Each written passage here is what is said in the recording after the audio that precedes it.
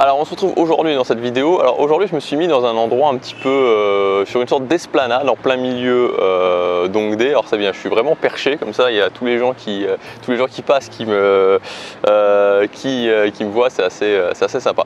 Mais en fait les Coréens sont plutôt assez discrets, c'est-à-dire qu'ils vous regardent un petit peu et puis ensuite ils tournent la tête, voilà, ils sont pas du genre à dévisager les gens. Alors dans cette vidéo je voudrais vous dire deux choses importantes. La première chose c'est que je fais pour la rentrée une grosse promotion et donc pendant les 72 prochaines heures vous aurez en accédant à ma boutique 60% sur l'intégralité de mes formations. C'est-à-dire que sur chaque formation vous pouvez rentrer le code qui sera justement rentré, donc vous aurez le lien dans la description. Vous rentrez ce code là et ça retirera 60% à toutes les formations que vous achèterez à l'ensemble de votre panier. Donc vous pouvez accéder à ma boutique en cliquant sur le lien dans la description ou sur la fiche juste ici. Alors au-delà de ça, je voulais faire peut-être une vidéo un petit peu plus, vous passer un message un petit peu plus avancé, parce que hier justement je vous parlais du bien-être et je me suis rendu compte aussi que ça faisait quelques fois que je vous parlais de ça, même si vous savez voilà, en ce moment je suis en voyage, ça va faire 3 semaines déjà que je suis en Corée du Sud. Et je fais beaucoup mes vidéos à l'inspiration, c'est-à-dire que c'est pas que je planifie moins, mais j'ai plus d'émotions et donc je les fais vraiment comme je les ressens. Donc c'est pour ça que ça part un petit peu plus dans tous les sens que quand je suis à la maison où forcément là je me dis ah oui ça j'en ai déjà parlé, ça j'en ai pas déjà parlé.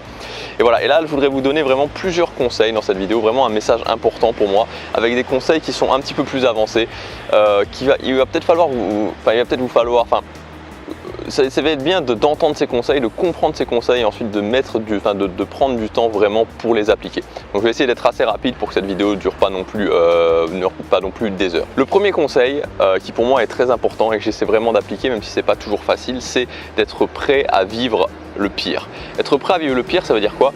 Ça veut dire que si dans n'importe quel objectif, je ne suis pas prêt à vivre le pire, j'admets pas que le pire puisse arriver, alors je peux pas vivre le meilleur. Vous savez, il y a beaucoup de gens qui sont toujours dans cette optique, je joue pour ne pas perdre avant tout et je ne joue pas pour gagner. Et tant que vous jouez pour ne pas perdre, c'est beaucoup plus difficile de gagner.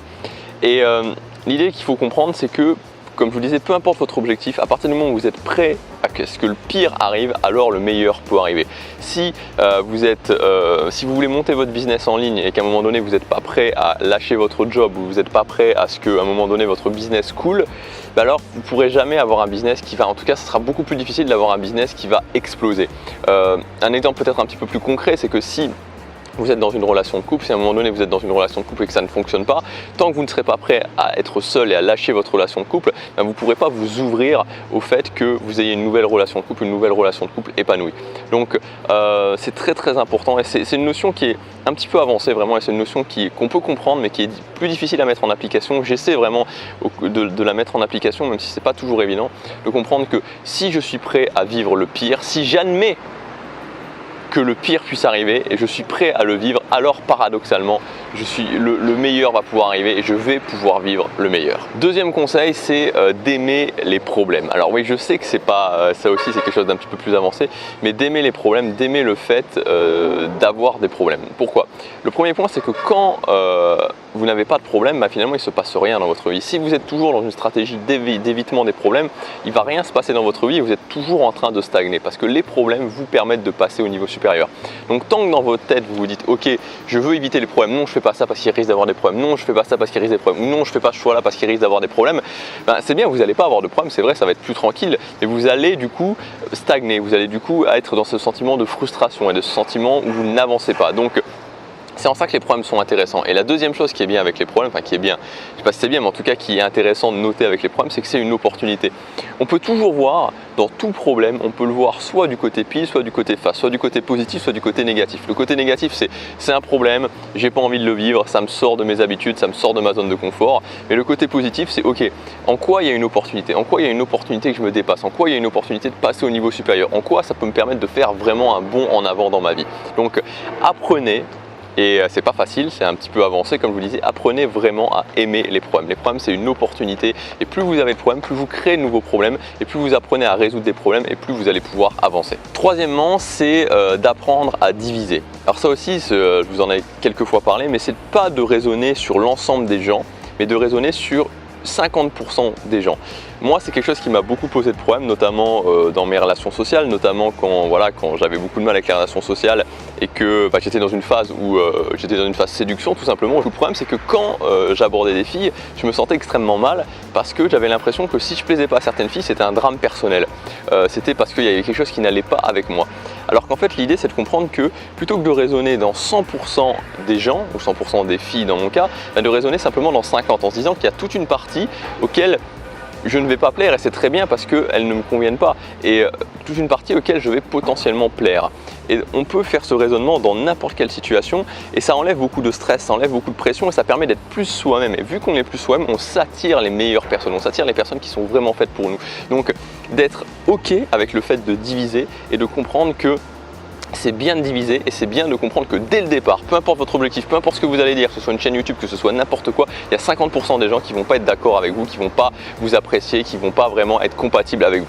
Et par contre, il va falloir travailler avec les autres 50% qui vont être très compatibles à extrêmement compatibles avec vous. Donc apprenez vraiment à diviser. Moi, c'est quelque chose sur lequel je m'entraîne. Vous voyez, je ne suis pas quelqu'un qui divise, je suis plutôt quelqu'un de consensuel en général, même si j'ai beaucoup progressé à ce niveau-là, mais je ne suis pas quelqu'un qui va pousser des coups de gueule énormes et qui va s'énerver, qui va vraiment diviser énormément. Mais j'essaie d'aller plus vers ce chemin-là et petit à petit, je suis de plus en plus moi-même et petit à petit, j'apprends à raisonner, ce que je dirais en base 50, c'est-à-dire avec 50% des gens et pas en base 100 et d'admettre que voilà, il y a 50% des gens à qui je ne vais pas plaire. Quatrième conseil, de comprendre que la priorité c'est vous et de comprendre qu'au départ ça passe souvent par le fait d'être un petit peu égoïste. Il y a beaucoup de gens qui se disent je fais pas ça à cause de cette personne, je fais pas ça parce que ça va faire souffrir cette personne ou je fais pas ça parce que c'est égoïste, ma famille, mes amis, mon copain, ma copine ou n'importe quelle autre chose.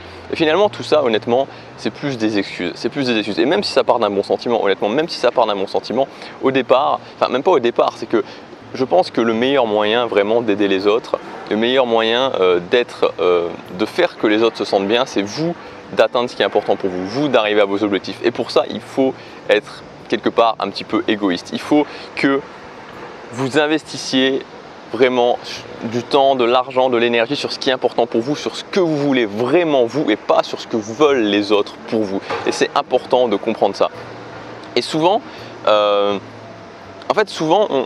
on veut faire plaisir aux autres, on se prive soi-même d'opportunités, on se prive soi-même d'accomplir ce qui est important pour nous et on prive aussi les autres d'accomplir ce qui est important pour eux. C'est-à-dire qu'en essayant de faire plaisir aux autres, en essayant de pas faire par rapport aux autres, on se prive soi-même et on prive aussi les autres finalement de réussir à faire quelque chose. Donc il faut pas hésiter, voilà, il faut avoir cette optique-là et moi aussi j'étais beaucoup dans je fais pas parce qu'il y a cette personne ou je fais pas parce que je veux pas faire de peine, je veux pas faire souffrir, je veux être gentil ou tout ce genre de choses.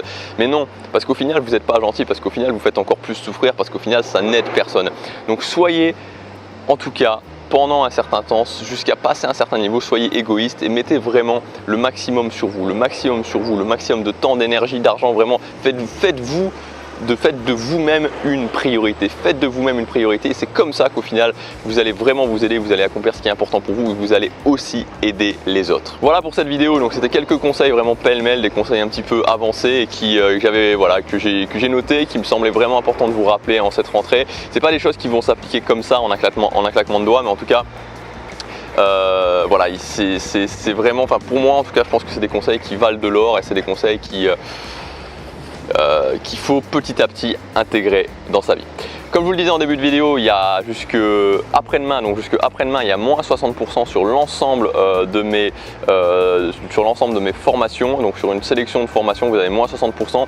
Il suffit d'aller sur ma boutique, vous sélectionnez là où les formations que vous voulez en les ajoutant au panier, puis après vous rentrez le code de réduction. Le code est dans la description et le lien aussi est dans la description et ça retirera moins 60% à l'ensemble de votre panier. Donc vous pouvez accéder à la boutique avec le lien dans la description comme je vous disais ou sur la fiche juste ici. Je vous dis à demain pour la prochaine vidéo. Passez à l'action, chaque jour compte.